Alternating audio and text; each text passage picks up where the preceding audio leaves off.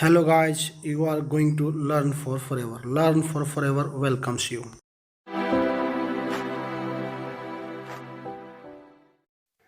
Good morning dear students and respected parents. आज की अपनी 51st वर्कशीट है। आज 2 सितंबर है। बच्चे आप यहाँ अपना नाम लिखेंगे, यहाँ क्लास टीचर का नाम लिखेंगे। ये वर्कशीट होगी 6 to 8 के लिए। और जो अपनी हेडिंग है जिसको आज हम पढ़ रहे हैं वो है अपनी विरासत। बेसिकली ये हिस्ट्री है। और इसी वीडियो में बच्चों हम लोग अपना इंग्लिश वर्जन भी कवर करेंगे।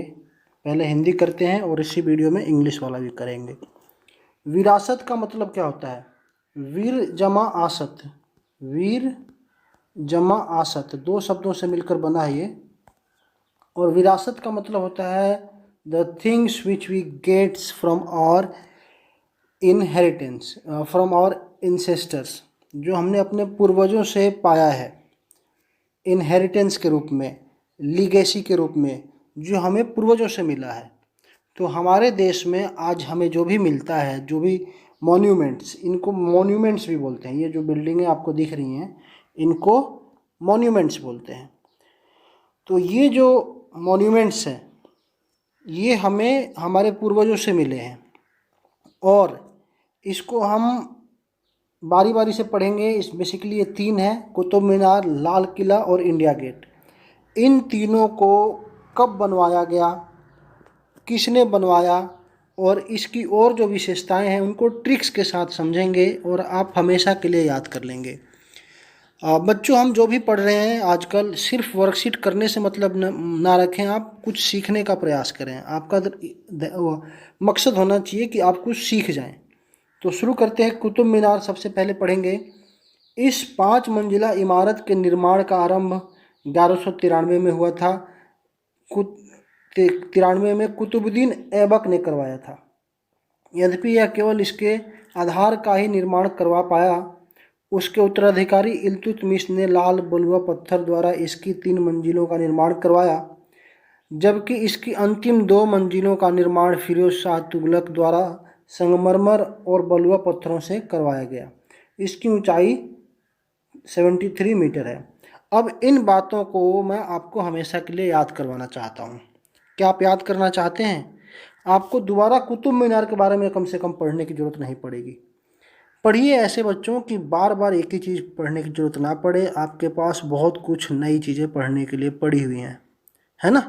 तो कम से कम कुतुब मीनार के बारे में जब आप आज पढ़ रहे हैं तो क्यों ना इसके बारे में बारीकी से और हमेशा के लिए याद कर लिया जाए। वो मैं आपको करवाने वाला हूँ। So let's move to another seat. दूसरी सीट पे चलते हैं, वहाँ मैं आपको सब चीज़ें समझाता हूँ। देखिएगा बच्चों, जो कुतुब मीनार है इसका निर्माण हुआ है 3 शब्दों से। कुतुब, कुतुब। तो इसको ऐसे याद रखिए। कुतुबुद्दीन का जो कुतुबुद्दीन थे जिन्होंने इसका बेस बनवाया, इसकी जो बुनियाद डाली वो किसने डाली? कुतुबुद्दीन ने। और इल्तुतमिश, देखिए इल्तुत में अगर हम देखें तो इल्तुत ऐसे आ रहा है ना, तो इल्तुत में तो 2 बार आ रहा है। और इस एल से, इस एल को मान के चलिए, इस लॉक को इस तरीके से 3। तो इन्होंने 3 मंजिलों का निर्माण, पहली 3 मंजिलों का निर्माण करवाया किसने? इल्तुतमिश ने। और इस तरीके से आप याद रख सकते हैं तो से कुतुब। इल्तुतमिश ने 3 मंजिलों का निर्माण करवाया, पहली 3 मंजिलों का। एल से, इस एल से लिंक करके याद रखिए। और ब से याद रखिए फिरोज शाह तुगलक। प फ ब, इसी वाली लाइन में ब भी आता है और फ भी आता है। तो फिरोज शाह तुगलक ने इसकी 2 मंजिलों का निर्माण करवाया। तो कुतुब में ब जो आएगा वो ब आएगा किसके लिए? फिरोज के लिए। और फिरोज शाह से याद रखिए, शाह को लिंक कर दीजिए 2 मंजिलों के लिए। ऊपर की बुनियाद बनवाई किसने? कुतुबुद्दीन ऐबक ने। फिर 3 मंजिलों को बनवाया किसने? इल्तुतमिश ने। और आखिरी 2 मंजिलों को बनवाया इसको और इसको फिरोज शाह ने। शाह से 2 मंजिलों को याद रखिए, 2 शब्दों से मिलकर बना है ये। और ब से याद रखिए, कुतुब में ब जो आता है, फ से याद रखिए। ब और फ एक ही लाइन में आते हैं। प फ ब भ जब आप पढ़ते हैं तो उसी लाइन में ब भी आता है। ब और फ को लिंक कर दीजिए। इस तरीके से आप कुतुबुद्दीन को किसने बनवाया? पहली बुनियाद डाली कुतुबुद्दीन ऐबक ने। फिर इल्तुतमिश ने 3 मंजिलों को बनवाया और 2 मंजिल आखिरी बनवाए थे फिरोज शाह ने। तो इस तरीके से आप इसके बारे में याद रख सकते हैं। और इसकी 73 मीटर हाइट है, ठीक है। ऊंचाई कितनी है? 73 मीटर। ये आप लिंक करके याद कर सकते हैं। चलिए अगला देखते हैं लाल किला। लाल किला किसने बनवाया था इसको समझते।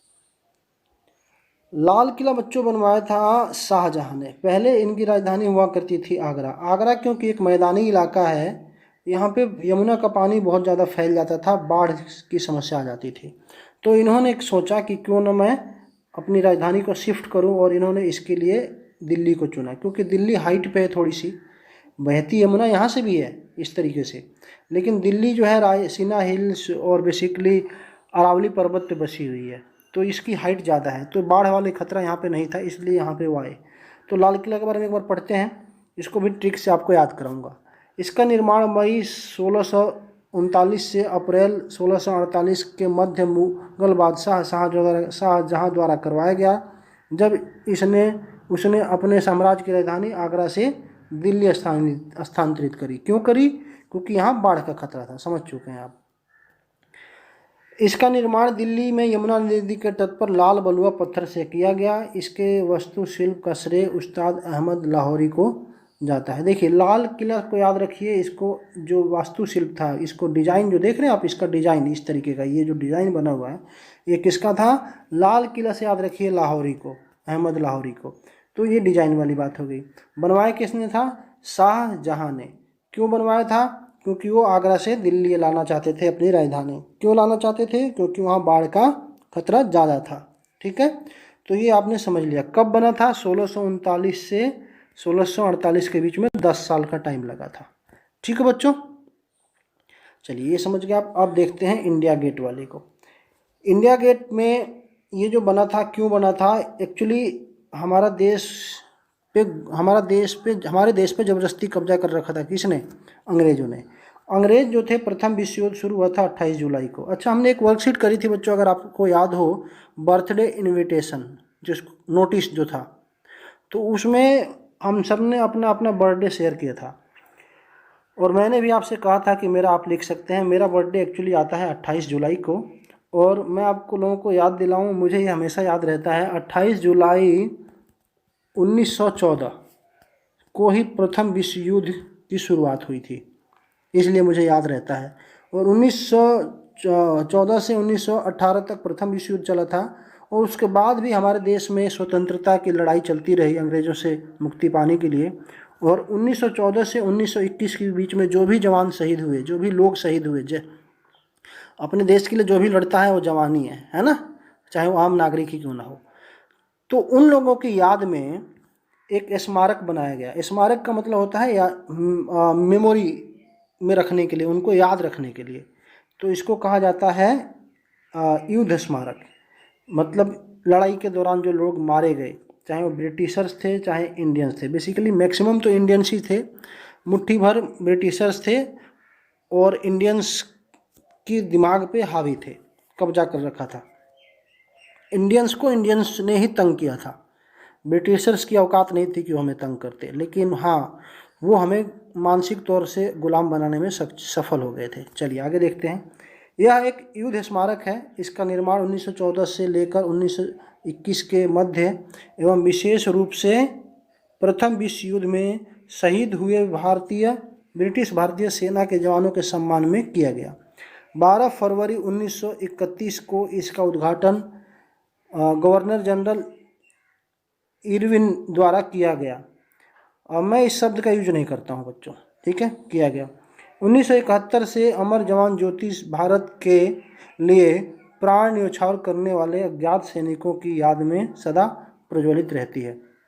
1971 से हमारे देश में, चाहे वो जिनकी गणना हुई हो, जिनका नाम दर्ज हो, या ऐसे भी बहुत से सैनिक रहे, जवान रहे, योद्धा रहे, जिनका हमें पता ही नहीं चला, गायब हो गए, वो लुप्त हो गए, है ना, शिकार हो गए, शहीद हो गए। तो उन लोगों की याद में उनको हमारा देश याद रखें, हम याद रखें, हमारी आने वाली पीढ़ियां याद रखें। अमर जवान ज्योति, उन लोगों को याद में रखते हुए यहाँ पे एक ज्योति प्रज्वलित रहती है हमेशा।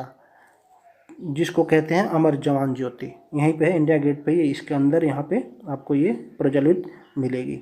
तो ये है बच्चों आज के ओवरऑल वर्कशीट। आई होप आप लाइक करेंगे वीडियो को, चैनल को सब्सक्राइब करेंगे, आगे ऐसे ही पढ़ते रहेंगे, ट्रिक्स के साथ पढ़ेंगे। और पढ़िए इसलिए कि आप कुछ सीख पाएँ, सिर्फ वर्कशीट करने से मतलब ना रखें। क्वेश्चंस देखते हैं। लाल किले के महत्व का वर्णन अपने शब्दों में कीजिए। लाल किला क्या है?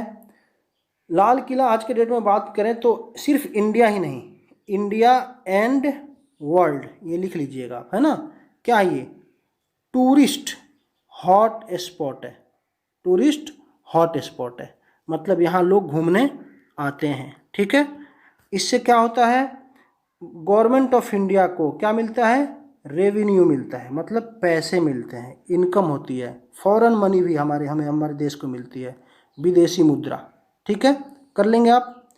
अमर जवान ज्योति के महत्व का वर्णन कीजिए। अमर जवान ज्योति, यहाँ से देखिएगा, अमर जवान ज्योति ये लिखा हुआ है, उन शहीदों को समर्पित है जो लुप्त हो गए, वीर गति को प्राप्त हो गए, लेकिन उनका रिकॉर्ड हमारे पास नहीं है।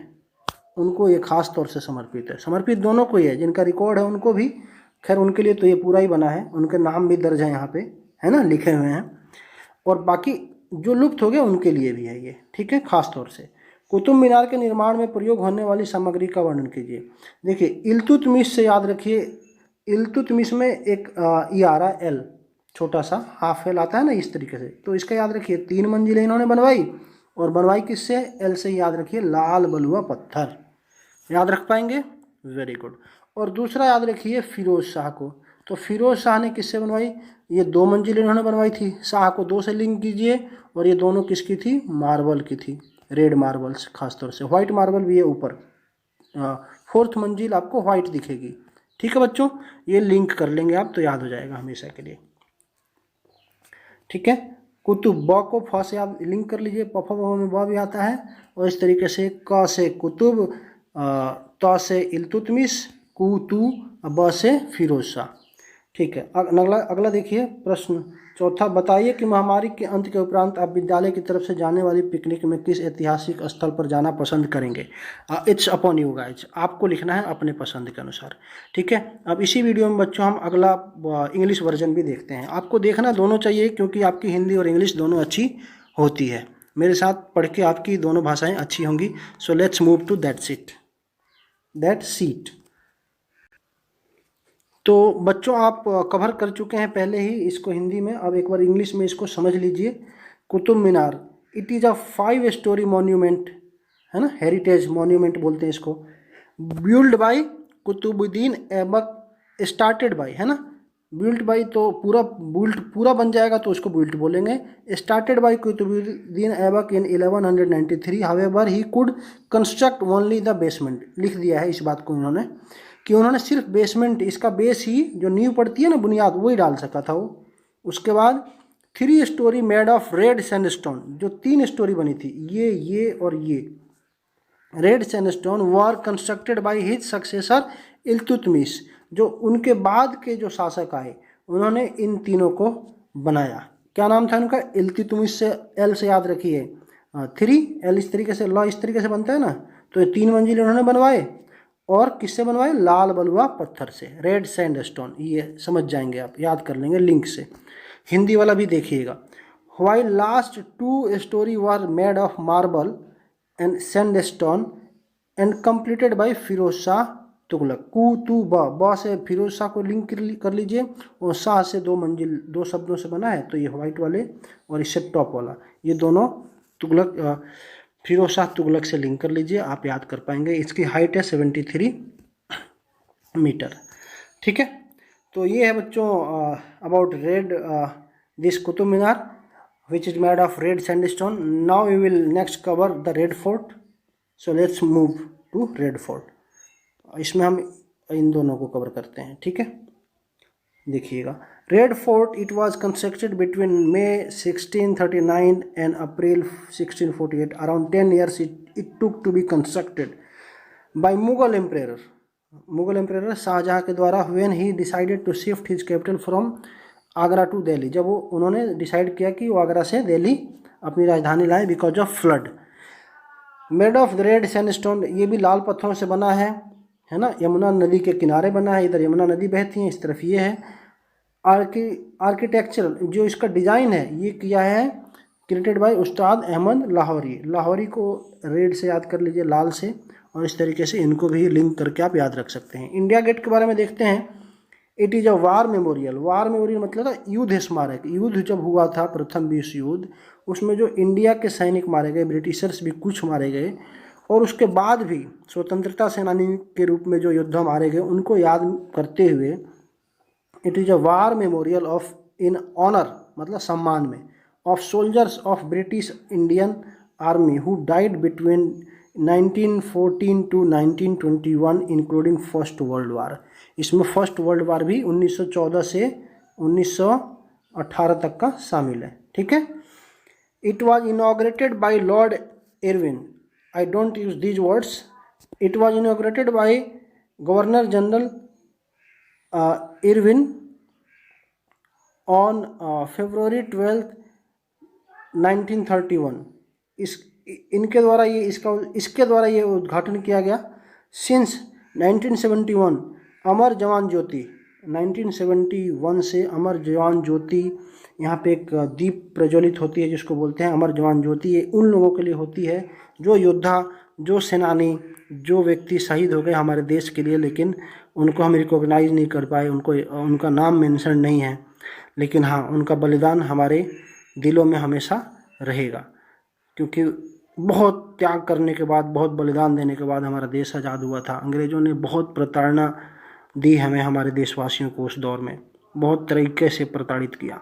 There after the so many type of sacrifices we got our independence which we have to maintained for forever. So guys, we will learn for forever. Like the video, subscribe the channel. We will study like this continuously. So thanks guys for now. Stay safe, stay home, take care.